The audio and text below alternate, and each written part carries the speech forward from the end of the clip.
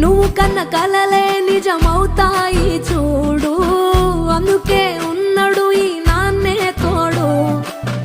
దశరథ మహారాజే నాన్నై పుట్టాడు, నువ్వు రాముడంత ఎదగరనేడు. చరితలు ఎన్నడు చూడని మమతల గూడే వీధిరో, సంపద అంటే ఏదో కాదురో, ఇంతకు మించి అది